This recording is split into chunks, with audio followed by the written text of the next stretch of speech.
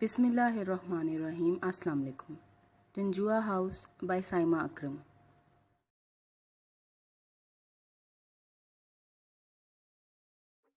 ہاں ماں تو اچھی ہے اس کی، لیکن سسر نے خوب دبا کر رکھا ہوا ہے۔ ساس کی کمی بھی وہی پوری کر دیتے ہوں گے۔ وہ ٹھٹھا لگا کر ہنسی۔ ظاہر ہے آخر تایا کس کے ہیں؟ فراز منہ میں بڑبڑایا تھا۔ یہ تو خیریت رہی کہ پھپھو اور ان کی نازک مزاج بیٹی کی سماعتوں تک اس کا جملہ نہیں پہنچا تھا، ورنہ یہاں اچھا خاصا دنگل لگ جانا تھا۔ تمہارے بھائی کیا کرتے ہیں؟ پھپھو نے تابندہ کی خاموشی سے اکتا کر یوں ہی پوچھا۔ جی ایک بھائی نے سی اے کیا ہے، اسٹیٹ بینک میں جاب ہے اس کی، دوسرا آرمی میں میجر ہے اور تیسرا اسپیشلائزیشن کرنے آسٹریلیا گیا ہوا ہے۔ تابندہ کی بات پر پھپھو اور عروج دونوں کو جھٹکا لگا۔ ان کے چہرے کے تاثرات گرگٹ کی طرح بدلے۔ شادیاں وادیاں ہوگی ان کی؟ پھپھو فرط اشتیاق سے تھوڑا سا آگے کو جھک گئی۔ نہیں ابھی تو نہیں، ماما لڑکیاں دیکھ رہی ہیں آج کل۔ تابندہ کی اطلاع پر دونوں خواتین کے چہروں سے چھلکنے والی مسرت بڑی فطری سی تھی۔ اف محترمہ نے کام کی بات تو اب کی ہے۔ فراز اور احسن اپنا کام چھوڑ کر پھپھو اور ان کی لاڈلی کو پینترا بدلتے دیکھ رہے تھے۔ اے بیٹا، پورے 10 دن ہو گئے تمہیں یہاں آئے ہوئے، ایک دفعہ بھی دل نہ چاہا کہ پھپھی اور بوڑھی دادی سے مل لوں؟ بس آج رات کا کھانا تم نے ہماری طرف ہی کھانا ہے۔ پھپھو کی محبت سے لبریز لہجے پر تابندہ ہکا بکا رہ گئی، جبکہ عروج بھی بڑی دوستانہ مسکراہٹ کے ساتھ اب اس سے محو گفتگو تھی۔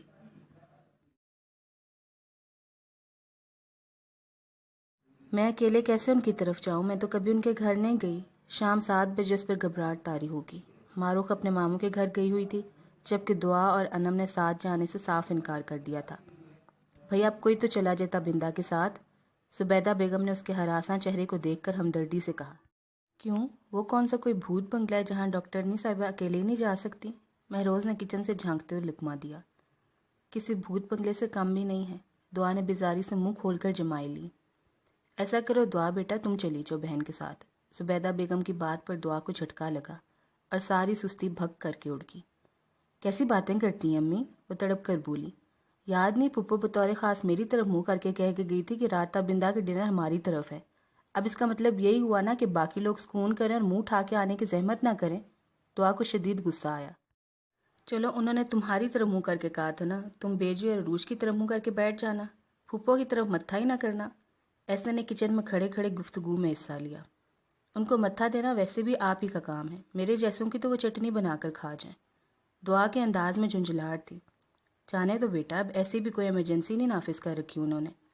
زبیدہ بیگم نے سلائی باکس سے فراز کی شرٹ پر لگانے کے لیے بٹن ڈھونڈ ہی لیا تھا، اس لیے بڑے مطمئن سے انداز میں اپنی بیٹی کے تپتے رخساروں پر نگاہ ڈالی۔ لو، ایک آدھ بندے کے جانے سے وہاں کیا فرق پڑے گا بھلا؟ فراز بھی چپل گھسیٹتا ہوا وہاں آن پہنچا۔ اگر اس ایک آدھ بندے کا نام دعا ہو تو وہاں بہت فرق پڑتا ہے۔ دعا کے لہجے میں طنز کی آمیزش تھی۔ ویسے بھی میری کہاں بنتی ہے پھپھو کی بیٹیوں کے ساتھ، اور پھپھو کا بس نہیں چلتا کہ مجھے مکھی بنا کر دیوار پر چپکا دے۔ دعا ان سب سے ضرورت سے زیادہ بدگمان تھی۔ ویسے بات تو دعا تم نے 16 آنے درست کی ہے، لیکن ذرا سوچو کہ تم مکھی بن کر کتنی عجیب لوگوں کی۔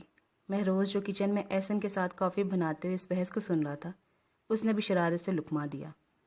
ہاں، اور ساتھ میں تمہیں مکھا بنا کر چپکا دیا جائے تو یقین مانو دیوار بھی صدمے سے گر پڑے گی۔ احسن نے بھی پیچھے سے حملہ کیا۔ مجھے بتائیں نا کہ میں کیا کروں؟ تابندہ نے وال کلاک پر 8 کے ہندسے کو عبور کرتی گھڑی کو پریشانی سے دیکھا۔ وہ سب تو حسب عادت اپنی نوک جھونک میں مصروف ہو گئے تھے۔ مہروز کو تابندہ کے چہرے پر پھیلی پریشانی کا احساس ہوا۔ بھئی یہ کون سا مسئلہ کشمیر ہے جو سلجھایا نہیں جا رہا؟ انم کی در اسے ساتھ لے جائے نا۔ مہروز نے اپنی طرف سے معاملہ حل کرنے کی کوشش کی۔ اسے زکام ہو رہا ہے، دعا نے اطلاع دی۔ پھپھو کی بیٹیوں کا تو پتہ ہے نا کہ کتنی نازک مزاج ہیں، انہیں ہر وقت یہی وہم رہتا ہے کہ جراثیموں کی فوج ان کے تعاقب میں ہے۔ دعا نے بیزاری سے مزید وضاحت کی تو سب مسکرا دیے۔ چچی آپ چلی جائیں نا۔ مہروز نے چچی کو دیکھا جو اپنے دانتوں کے ساتھ بڑی مہارت سے دھاگا کاٹ رہی تھی۔ توبہ کرو، انہوں نے فوراً کانوں کو ہاتھ لگائے۔ وہاں ساسو ماں کا مزاج سوا نیزے پر ہے، ان کو لگتا ہے میں شکیلہ بھابھی کو سب کے خلاف بھڑکاتی ہوں۔ اس رشتے سے انکار والے واقعے کے بعد سے وہ غبارے کی طرح منہ پھلائے پھیر رہی ہیں۔ لو، سارا مسئلہ ہی حل۔ یہ جس سوئی سے آپ بٹن لگا رہی ہیں اسی کو مار کر ان کے غبارے کی ہوا نکال دیں۔ فراز کے مفت مشورے پر انہوں نے گھور کر اسے دیکھا جو مہروز کے ہاتھ پر ہاتھ مار کر ہنس رہا تھا۔ ویسے چچی آپس کی بات ہے۔ احسن کافی کا کپ میز پر رکھ کر تھوڑا سا جھکا۔ بیجی کا خیال کچھ ایسا غلط بھی نہیں، میری بھولی والی ماں کو آپ ہی پیچھے سے پمپ کرتی ہیں۔ احسن کی شرارت پر وہ بساختہ ہنس پڑی۔ شکر کرو کہ تمہاری ماں نے ظالم حکمرانوں کے آگے کلمہ حق بلند کر دیا، ورنہ تم سے چھوٹے دونوں کی شادیاں ہو رہی ہوتی اور تم ان کے تمبو اور کناتوں کا حساب کرتے رہ جاتے۔ بات کا رخ اور طرف نکلتے دیکھ کر تابندہ نے بے چینی سے پہلو بدلا۔ آنٹی بتائیے نا میں کیا کروں، میرا بالکل بھی اکیلے جانے کو دل نہیں کر رہا۔ تابندہ کے روحانسی انداز پر سبھی چونکے۔ ابھی تو پہلی دعوت ہے محترمہ، آپ نے شام میں ان کو اپنے گھر کا جو پیکج بتایا ہے نا، پھپھو کو اپنا ٹارگٹ پورا کرنے کے لیے صبح و شام آپ کے لیے کوئی لنگر بھی چلانا پڑا تو چلائیں گی۔ احسن کے معنی خیز انداز پر تابندہ نے حیرانی سے سب کے ہنستے ہوئے چہروں کو دیکھا۔ کون سا پیکج؟ محترمہ عام کے 3 عدد پڑھے لکھے ویل سیٹڈ کنوارے بھائیوں کا پرکشش پیکج، جس کے منظر عام پر آتے اس ہنگامی ڈنر کا انعقاد ہو گیا۔ احسن خاصا منہ پھٹ سا تھا، لیکن اس کی یہ بات تو اسے بہت عجیب لگی تھی۔ مجھے آپ کی بات سمجھ نہیں آئی۔ اس کی سنجیدگی پر زبیدہ بیگم نے ایک تنبیہ سے ہنکارا بھر کر احسن کو خاموش رہنے کا اشارہ کیا، لیکن احسن کی زبان کے آگے تو خندق تھی۔ جب آپ کو GHQ میں 4 عدد فیشن کی دلدادہ کنواری لڑکیاں نظر آئیں گی تو ساری بات خود ہی سمجھ میں آ جائے گی۔ احسن نے اپنی بات کی وضاحت کر کے حیرت سے میز کی طرف دیکھا۔ اس کی کافی کا مگ فراز کے لبوں سے لگا ہوا تھا۔ چلیں آپ یہ مفکر پاکستان کی طرح سوچنے والا پوز کل بنا لیجیے گا۔ احسن کی بات پر اس نے کنپٹی سے اپنی انگلی ہٹائی اور حیرت سے اسے دیکھا۔ اب کوئی اور نہیں جا رہا تو چلو میں ہی آپ کے ساتھ بیجی کا دیسی ککڑ اڑاتا ہوں۔ ویسے تو ان کے گھر کی کوئی چیز مجھے ہضم نہیں ہوتی، لیکن آپ کی خاطر گھر آ کر اس بگول کا چھلکا پی لوں گا۔ احسن کی اداکاری عروج پر تھی، لیکن وہ اس کی بات کا مفہوم سمجھ کر فوراً اٹھ کھڑی ہوئی۔ یار آتے آتے ایک جھانکی ادھر بھی مار آنا اور دیکھ لینا کہ جان ریمو نے کچھ جان وان بنا لیا یا نہیں۔ فراز کے لہجے میں چھپی شرارت کو احسن ایک لمحے میں بھانپا تھا، جبکہ تابندہ کو ان کی خفیہ باتیں کم ہی سمجھ میں آتی تھیں۔ بھئی آج تو ساری فوجیں وہاں دسترخوان پر اکٹھی ہوں گے اور حالات بھی خاصے سازگار ہوں گے۔ میرا خیال ہے کہ وقت ضائع نہ ہی کیا جائے۔ احسن نے جاتے جاتے فراز کو کوئی ہدایت جاری کی۔ اس کے اشارے پر فراز اور مہروز کا چہرہ کسی ٹیوب لائٹ کی طرح چمکنے لگا۔ آپ لوگ بہت عجیب باتیں کرتے ہیں۔ لان سے گزرتے تابندہ کی سنجیدگی پر احسن ٹھٹکا۔ وہ دونوں پھپھو کی طرف جا رہے تھے۔ ہماری باتیں عجیب نہیں ہیں، اصل میں آپ کو سمجھ نہیں آتی، احسن نے ہنستے ہوئے وضاحت دی۔ ہاں ہو سکتا ہے، کیونکہ آپ لوگ شروع سے اکٹھے رہتے ہیں اور ایک دوسرے کے ساتھ کیمسٹری بھی میچ کرتی ہے، اس لیے فوراً ایک دوسرے کے آنکھ کے اشاروں کو بھی سمجھتے ہیں۔ تابندہ نے کھلے دل سے اس بات کو تسلیم کیا۔ جب آپ بھی یہاں کچھ عرصہ رہیں گی نا تو آپ کو بھی ساری باتیں سمجھ میں آنے لگیں گی، احسن نے سڑک پار کرتے ہوئے تسلی دی۔ ویسے ایک بات تو بتائیں، آپ کو ہمارا گھر کیسا لگا؟ بہت اچھا، بہت فرینڈلی اور مزے کا ماحول ہے، تابندہ نے سادگی سے کہا۔ اس کا مطلب ہے اگر آپ کو مستقبل میں یہاں رہنا پڑے تو کوئی مسئلہ نہیں ہوگا۔ احسن چلتے چلتے رکا اور معنی خیز لہجے میں بولا تو تابندہ کے دل بے اختیار دھڑک اٹھا۔ کیا مطلب ہے آپ کا؟ وہ جان بوجھ کر انجان بنی۔ بھئی داجی کا خیال ہے کہ جنجوا ہاؤس میں ایک ادھر ڈاکٹر کی سخت ضرورت ہے، میں نے سوچا چلو یہ قربانی میں ہی دے دیتا ہوں۔ احسن نے ڈھکے چھپے الفاظ میں مسکراتے ہوئے کہا تو تابندہ کے گال سرخ ہو گئے۔ وہ دانستہ خاموش رہی جبکہ دل کی دھڑکنوں میں عجیب سا ارتعاش برپا تھا۔ وہ لوگ 2-3 منٹ کے بعد پھپھو کی لان میں تھے۔ ابھی جس جان ریمبو کا فراز ذکر کر رہا تھا اس کا آستانہ وہ ہے۔ احسن نے ہاتھ کے اشارے سے سرونٹ کوارٹر کے پاس بنے مرغیوں کے بڑے سے ڈربے کی طرف اشارہ کیا تو تابندہ خوشگوار حیرت سے اس کی طرف دیکھنے لگی۔ اس آستانے میں بیجی بطور خاص سرگودا اور سیالکوٹ سے دیسی ککڑ منگوا کر رکھتی ہیں۔ ویسے تو انہیں بٹیروں سے بھی خاصا شغف ہے، لیکن جو عقیدت اور محبت انہیں مرغیوں سے ہے اس کا نصف داجی سے ہو جائے تو یقین مانے داجی کا بڑھاپا سنور جائے۔ احسن کی غیر سنجیدگی پر اسے ہنسی آ گئی، جبکہ ان دونوں کو اکٹھے آتا دیکھ کر پھپھو کے چہرے پر آنے والی ناگواری کی تہ ان کے ڈھیروں میک اپ کے باوجود صاف دکھائی دے رہی تھی۔ شکر ہے کہ احسن نے بھی ہمارے گھر آنے کی قسم توڑی۔ انہوں نے مسکرانے کی کوشش میں اپنے جبڑوں کو زبردستی پھیلایا، جبکہ ان کی 4 بیٹیاں شاید کسی پارلر والی کے عیش کروا کر آئی تھیں۔ یار تم لوگوں کو گرمی نہیں لگتی؟ احسن نے معصومیت سے ان 4 کو دیکھا جو تابندہ سے مصنوعی محبت کا اظہار کر رہی تھی۔ اس کی بات پر 4 نے چونک کر اپنی کاجل سے لبریز آنکھوں کو پھیلایا تو ایک لمحے کو احسن بھی ڈر گیا۔ کیا مطلب ہے تمہارا؟ تیسرے نمبر والی آنیا جل کر بولی۔ بھئی یہ جو 3-3 انچ کی تم لوگوں نے چہروں پر بیس چڑھا رکھی ہے، کیا کہیں سے مفت فاؤنڈیشن کا ٹب مل گیا تھا؟ احسن نے صوفہ سے بھالتے فراز کو ٹیکسٹ کیا کہ ڈائننگ ٹیبل پر دعوت شراز کا اہتمام ہو چکا ہے۔ کیا مطلب ہے آپ کا؟ عروج نے سب سے بڑی بہن ہونے کا حق ادا کرتے ہوئے احسن کو گھور کر دیکھا تو اس نے ہاتھ میں پکڑا سیل فون گڑبڑا کر جیب میں ڈال لیا۔ بھائی میرا مطلب یہ ہے کہ تم لوگوں کی سکن ہی اتنی فریش بے داغ اور تر و تازہ ہے کہ تمہیں کسی مصنوعی ہتھیاروں کی ضرورت نہیں ہے۔ احسن نے حتی الامکان اپنے لہجے کو خوشگوار رکھا۔ ہمیں کیا ضرورت پڑی ہے مصنوعی ہتھیاروں کی؟ عروج کے صاف چھوٹ پر اس نے اپنے بالوں میں ہاتھ پھیر کر ایک لمبی سی سانس لی۔ یا اللہ خیر اس چھوٹ پر کوئی چھوٹا موٹا زلزلہ ہی نہ آ جائے۔ اندر داخل ہوتے فراز کی بڑبڑاہٹ احسن کے ساتھ ساتھ تابندہ کی سماعتوں تک بھی پہنچی، جبکہ وہ سخت حیرت سے ان کی آمد و رفت کو دیکھ رہی تھی۔ بھائی بیجی آپ مجھے بہت یاد آ رہی تھی، میں نے سوچا کہ آج تو کھانا میں اپنی سویٹ بیجی کے ساتھ ہی کھاؤں گا۔ فراز نے پھپھو کے ساتھ اندر داخل ہوتی بیجی کو دیکھتے جذباتی حملہ کیا۔ ارے جانے دو، سیاسی ماں کی اولاد ہو، ساری منہ دیکھے کی محبتیں ہیں، بیجی نے ناک سے مکھی اڑاتے ہوئے بیزاری سے کہا۔ ان کا مزاج خاصا بگڑا ہوا تھا، جبکہ احسن کے ساتھ فراز کی آمد پر پھپھو کی پیشانی کے بلوں کی تعداد میں ایک دم ہی اضافہ ہوا تھا۔ میں تو انتہائی محبت کرنے والی بیجی کا پوتا ہوں، اور یہی میرا آئندہ انتخابات میں منشور ہوگا۔ فراز کی انتہائی بے تکی بات پر احسن نے کان میں انگلی پھیر کر ٹیڑھی نظروں سے دروازے کی طرف دیکھا جہاں سے مہروز آ رہا تھا۔ بھائی وہ داجی کا حکم ہے کہ وہ رات کے کھانے پر بچی کا ساتھ نہیں دے سکتے کیونکہ وہ ایک انگریزی کی فلم دیکھ رہے ہیں، اس لیے ان کا کھانا ٹرے میں لگا کر دے دیا جائے۔ مہروز کی اطلاع پر بیجی نے کھا جانے والی نظروں سے اسے دیکھا۔ ہاں تو اس فلمی بابے کو کھانے پر انوائٹ کس نے کیا؟ بیجی نے بے مروتی کی انتہا کر دی۔ جی وہ میں نے کیا تھا، فراز نے گردن جھکا کر کہا۔ میں سمجھا کہ آپ تابندہ کے ساتھ ان کو بلانا بھول گئی ہیں۔ فراز کی اطلاع پر بیجی کے ساتھ ساتھ پھپھو کے چہرے پر بھی برہمی چھلکی، لیکن تابندہ کی موجودگی میں اپنے خیالات کا کھل کر اظہار کرنے سے قاصر تھی۔ اس لیے داجی کے لیے کھانا لینے وہ بادل نخواستہ کچن کی طرف چل دی، جبکہ احسن اور فراز وہیں جم کر بیٹھ گئے تھے۔ تھوڑی ہی دیر بعد فیضان اور شرجیل بھی خرامہ خرامہ چلتے آئے۔ پھپھو کا موڈ ٹھیک ٹھاک خراب ہو گیا تھا۔ احسن بھائی آپ لوگوں کو دیکھ کر تو لگتا ہے کہ انجینئرنگ بس ویلے اور فارغ لوگوں کا ہی کام ہے۔ پھپھو کی دوسرے نمبر والی بیٹی رشنا نے اپنی طرف سے خاصا بڑا وار کیا تھا۔ وہ دونوں جو سب سے پہلے ڈائننگ ٹیبل پر موجود تھے اس کے کمنٹس پر مسکرائے۔ اس میں آپ کو کوئی قصور نہیں محترمہ، ویلے اور فارغ لوگوں کو اکثر ایسا ہی محسوس ہوتا ہے۔ فراز نے اسی کا وار اسی پر پلٹ دیا، جس کی وجہ سے اس کے منہ کے زاویے بڑی تیزی سے بگڑے۔ شرجیل اور فیضان بڑی عجلت بھرے انداز میں کھانا شروع کر چکے تھے۔ بیٹا اپنی امی سے کہو نا کبھی چکر لگائیں لاہور کا۔ پھپھو کے لہجے سے ٹپکنے والی مصنوعی محبت پر فراز کے گلے میں پھندا لگا۔ اس نے بڑا ذومعنی قسم کا احسن کو اشارہ کیا، جو اس وقت روسٹ کے ساتھ بھرپور انصاف کرنے میں مصروف تھا۔ کھانا بڑے بے تکلف ماحول میں کھایا گیا۔ شرجیل اور فیضان تو فوراً ہی کسک گئے۔ وہ احسن اور فراز کے ساتھ گھر واپس پہنچی تو سامنے لاؤنج میں شرجیل اور فیضان دونوں داجی کی ٹانگیں دبانے میں مصروف تھے، جبکہ سامنے سلطان راہی کی کوئی پرانی فلم چل رہی تھی۔ اسے آتے دیکھ کر داجی چونکے۔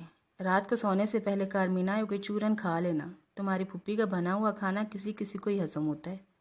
داجی نے ٹی وی اسکرین سے نظریں ہٹائے بغیر سب کو ہی کہا تھا۔ سامنے اسکرین پر سلطان راہی مرحوم انجمن کے ساتھ کسی کھیت کو اجاڑنے میں مصروف تھے۔ داجی شرم کریں، ہماری پھپھی آپ کی سگی بیٹی لگتی ہیں، شرجیل نے منہ بنا کے انہیں یاد دلایا۔ تو میں نے کب انکار کیا؟ جب سگی اولاد کو باپ کو کھانے پر بلانا یاد نہ رہے تو پھر ایسے بیانات سامنے آتے ہیں۔ داجی نے کھل کر ناراضگی کا اظہار کیا۔ آپ کا کھانا لے کر تو آیا تھا مہروز۔ احسن کے منہ سے نکلنے والی بات پر داجی اچھلے۔ وہ کھانا میرے لیے تھا؟ ان کے غضبناک لہجے پر احسن کو اپنی غلطی کا احساس ہوا، لیکن تب تک تیر کمان سے نکل کر داجی کے سینے میں لگ چکا تھا۔ وہ مسٹنڈا تو میرے سامنے بیٹھ کر کھاتے ہوئے کہہ رہا تھا پھپھی نے ٹرے خالصتاً اس کے لیے بھجوائی ہے۔ داجی کی بات پر چاروں بوکھلا گئے۔ تابندہ کو پتا تھا کہ اب یہاں ایک لمبی عدالت لگے گی، اس لیے وہ نظر بچاتے کھسک گئی۔ اللہ کرے برباد ہو جائے وہ گھٹیا انسان، اس کی داڑھ میں کیڑا لگے۔ بیجی صبح ہی صبح لاٹھی لہراتی ناشتے کی میز پر پہنچی تو سارے لڑکے گڑبڑا سکے۔ اماں کیا ہوا؟ شکیلہ بیگم نے گھبرا کر اپنی سیٹ ساس کے لیے خالی کی، لیکن آج کل وہ اپنی ساس کی سب سے ناپسندیدہ بہو تھی، اس لیے انہوں نے لاٹھی فراز کی کمر پر مار کر اسے سیٹ خالی کرنے کا اشارہ کیا۔ بیجی اللہ کا واسطہ لاٹھی کی زبان میں بات مت کیا کریں، نازک سی کمر ہے میری، فراز نے دہائی دی۔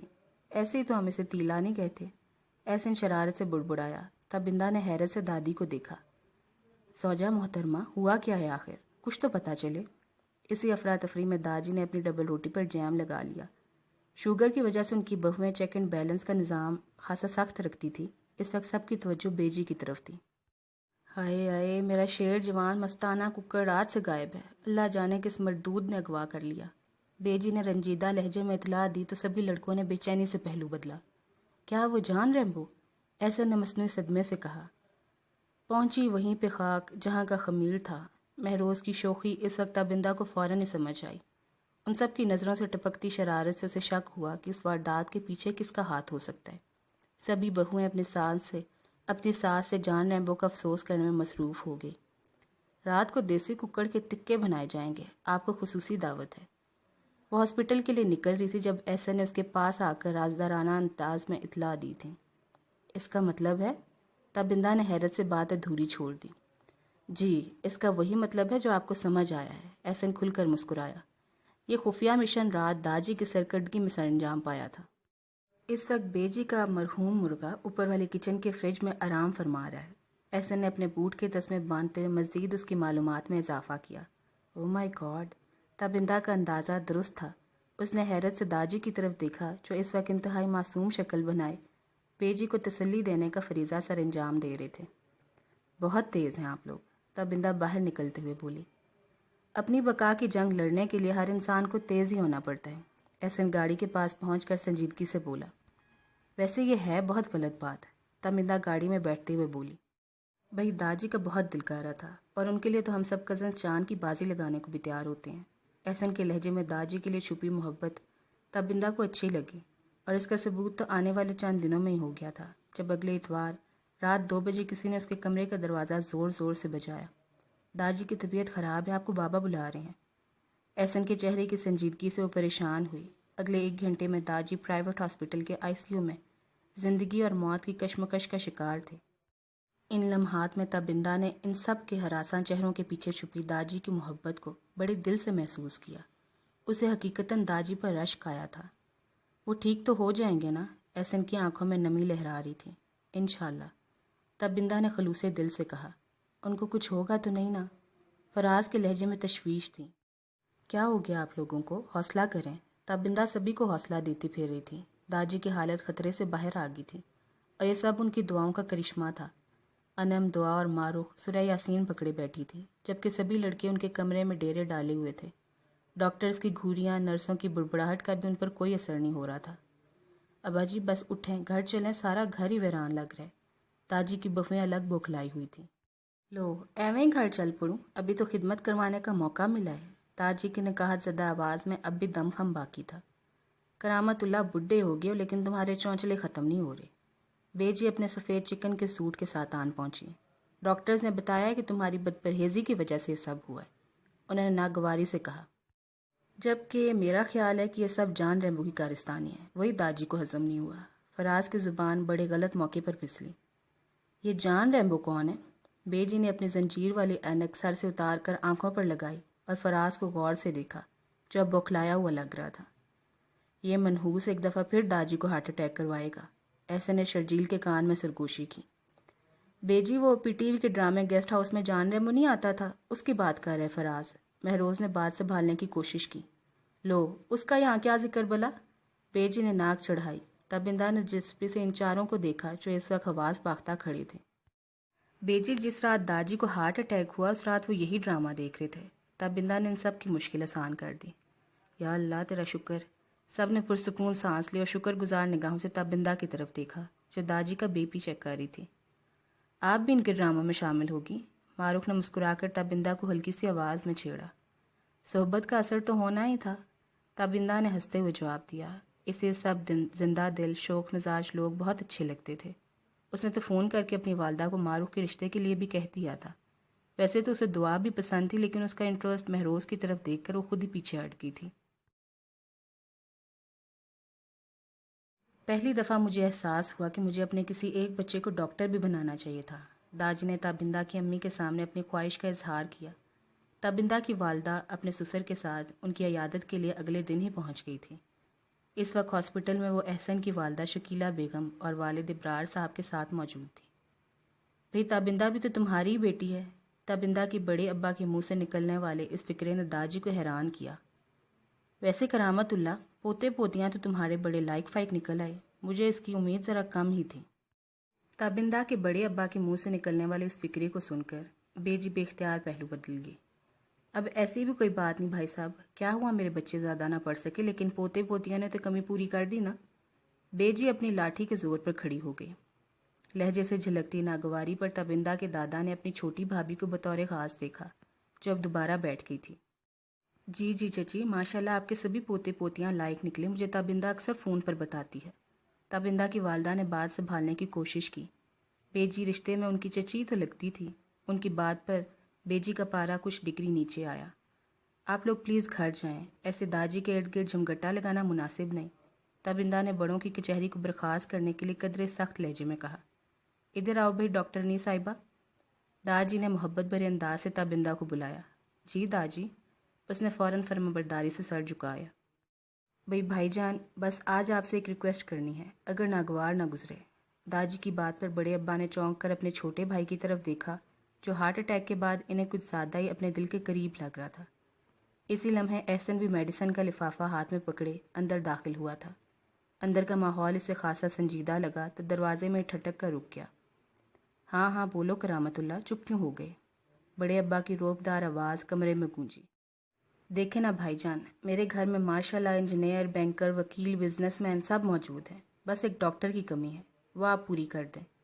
दाजी ने बड़े तरीके से बात शुरू की। यार, अब डॉक्टर कहीं से मिलते तो मैं ज़रूर तुम्हें ख़रीद कर ला देता। बड़े अब्बा ने बात को मजाक में उड़ाने की कोशिश की। ख़रीद कर लाने की क्या ज़रूरत है, अपनी ताबिंदा हमें दे दें। दाजी के मुंह से निकलने वाली इस बात ने सबको हैरान किया। क्या मतलब? बड़े अब्बा को इतनी सीधी सादी बात ना जाने क्यों समझ नहीं आ रही थी। भाई देखे ना, मैं ठहरा बीमार शुमार बंदा, किसी भी लम्हे घर में डॉक्टर की ज़रूरत पड़ सकती है। ऐसा करें, आप ताबिंदा बेटी को मेरे एहसन की दुल्हन बना दें। दाजी की बात पर ताबिंदा ने बौखलाकर दरवाजे में खड़े एहसन को देखा, जो दाजी को 2 उंगलियों से विक्ट्री का निशान बनाकर हल्ला शेरी दे रहा था। वो तो शुक्र था कि बड़े अब्बा और बाकी लोगों की दरवाजे की तरफ पुश्त थी, वरना बड़े अब्बा ने एहसन की 2 उंगलियों के बजाय 5 उंगलियां तोड़कर दाजी के हाथ में पकड़ा देनी थी। वाह भी वाह करामतुल्लाह, रिश्ता भी ना मांगना आया। आज तो मुझे पक्का यकीन हो गया कि तुम वाकई बिजनेसमैन बच्चों के बाप हो। बात भी शुरू की तो अपने फ़ायदे के लिए। बड़े अब्बा ने अपना सिगार निकाल कर सुलगाते खुशगवार लहजे में कहा। बड़े अब्बा, हॉस्पिटल में आप सिगार नहीं पी सकते, प्लीज़ बंद करें। ताबिंदा की डॉक्टरी की रग सही वक्त पर भड़की थी। बड़े अब्बा ने चौंक कर सिगार बुझा दिया। फिर मैं क्या समझूं? दाजी ने थोड़ा झिझक कर पूछा। भाई, ये ताबिंदा की माँ बैठी है, इससे पूछ लो, मुझे तो कोई एतराज़ नहीं। बड़े अब्बा ने हाथ झाड़े। मैं क्या कह सकती हूँ अब्बा जी, आप बड़े हैं, बेहतर समझते हैं। ताबिंदा की वालदा ने घबरा कर जवाब दिया। वैसे वो जो इतनी बड़ी लड़कों की बारात है, उनमें से कौन से वाले की तुम बात कर रहे हो? बड़े अब्बा ने जहन पर जोर डालते हुए पूछा। यह आपके पीछे ही खड़ा है नालायक। दाजी की बात पर एहसन भुखलाया, जिसके नतीजे में मेडिसिन का शॉपर हाथ से गिरा और सारी दवा के पत्ते फर्श पर फैल गए। सॉरी। एहसन ने घबरा कर फर्श से दवाइयाँ इकट्ठी करनी शुरू कर दी। ताबिंदा के लिए अपनी मुस्कुराहट रोकना दुश्वार हो गया। अच्छा, तो ये है तुम्हारा इंजीनियर पोता। बड़े अब्बा ने तनकीदी निगाहों से एहसन का जायज़ा लिया। माशाल्लाह, बहुत ज़हीन और फर्माबरदार है मेरा बेटा। शकीला बेगम ने भी गुफ्तगू में हिस्सा लिया। उनके चेहरे के तासुरात से लग रहा था कि इन्हें ताबिंदा अपनी बहू की हैसियत से पसंद आई है। ताबिंदा की वालदा ने भी तौसीफ़ी निगाहों से इस हैंडसम से लड़के को देखा, जो अब सर झुकाए बड़ी शराफत से दाजी की टांगें बगैर कहे दबा रहा था। पोते तुम्हारे फर्माबरदार हैं, मेरे सामने एक्टिंग का मुजाहरा कर रहे हैं। बड़े अब्बा की शायने बेनियाजी से कहे गए जुमले पर एहसन ने बेचैनी से पहलू बदला और दाजी ने बरवक्त टांग मारकर अपने पोते को चुप रहने का इशारा किया, जो उसकी समझ में भी आ गया। ना सिर्फ फर्माबरदार बल्कि ज़हीन और फ़तीन भी। माशाल्लाह, इंजीनियरिंग के पहले 3 सालों में यूनिवर्सिटी में टॉप करता रहा है। दाजी ने एहसन की मोहब्बत में कुछ लंबी छोड़ दी थी।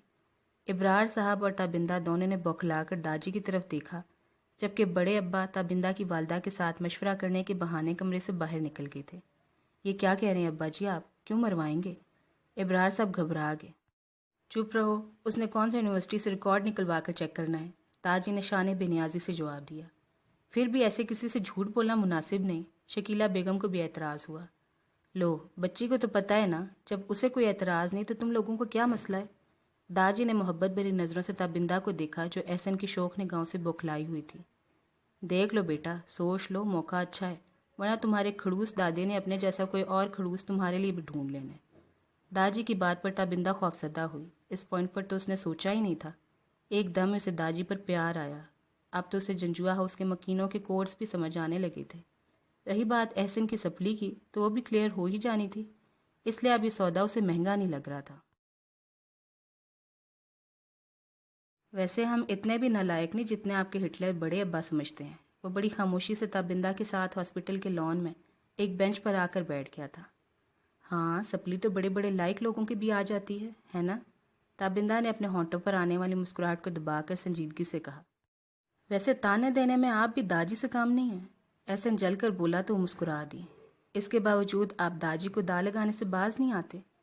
یہ سب تو محبت بھری شرارتیں ہیں جو ایک محبت کرنے والا دل ہی سمجھ سکتا ہے۔ یقین کریں ہمارے گھر میں آپ کو کبھی بوریت کا احساس نہیں ہوگا۔ احسن اس کے سامنے آن کھڑا ہوا۔ تو میں نے کب کہا کہ میں اس گھر میں بور ہوتی ہوں؟ تابندہ مسکرائی۔ میں نے خود اپنے گناہ گار کانوں سے سنا تھا جب آپ معروف سے اپنی حسرتوں کا ذکر کر رہی تھی۔ احسن کی بات پر گڑبڑائی۔ وہ تو میں اپنے اور جنجوا ہاؤس کے لوگوں کا موازنہ کر رہی تھی۔ پھر اس موازنے میں جنجوا ہاؤس کے مکینوں کا پلڑا بھاری نکلا نا؟ احسن کے لہجے میں یقین اور اعتماد کی فراوانی تھی۔ وہ ایک دفعہ پھر اس کے ساتھ بینچ پر بیٹھ گیا۔ اب ایسی بھی کوئی بات نہیں، وہ صاف مکری۔ ٹھیک ہے تو پھر آزما لیں۔ ہم جیسے محبت کرنے والے بہادر لوگ آپ کو پوری دنیا میں نہیں ملیں گے۔ احسن نے سینہ تان کر دعویٰ کیا۔ ابے یہ محبت اور بہادری کے دعوے بعد میں کر لینا۔ تابندہ کے بڑے ابا ادھر ہی آ رہے ہیں۔ فراز بینچ کے پیچھے سے اچانک ہی سامنے آ کر بدحواس انداز میں بولا۔ مروا دیا تم نے؟ احسن خوفزدہ ہو کر اچھل کر کھڑا ہوا۔ اس کے چہرے پر ہوائیاں اڑی تھیں۔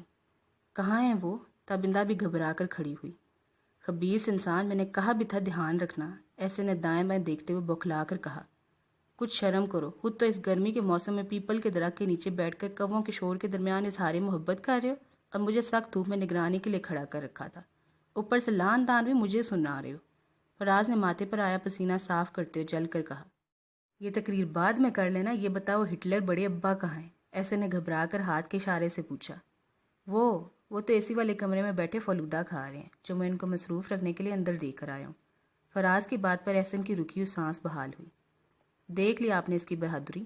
فراز نے کہکا لگا کر تابندہ سے آنکھ کے اشارے سے پوچھا تو ان دونوں کو اس کی شرارت سمجھ آ گئی تھی۔ ارے بڑے ابا! تابندہ نے گھبرا کر ان کی پشت کی طرف اشارہ کیا۔ دونوں گھبرا کر اچھلے۔ کہاں ہیں؟ دونوں خوفزدہ انداز میں مڑے۔ تابندہ کی حلق سے نکلنے والی ہنسی بڑی بے ساختہ تھی۔ دونوں کو ایک سیکنڈ میں اس کا مذاق سمجھ آ گیا تھا۔ دیکھ لی میں نے آپ کی بھی بہادری۔ تابندہ کی شرارت پر دونوں ہنستے اور ہنستے ہی چلے گئے۔ ان کو اندازہ ہو گیا تھا کہ جنجوا ہاؤس کے زندگی سے بھرپور ہنستے مسکراتے لوگوں میں ایک اور کا اضافہ ہونے والا تھا۔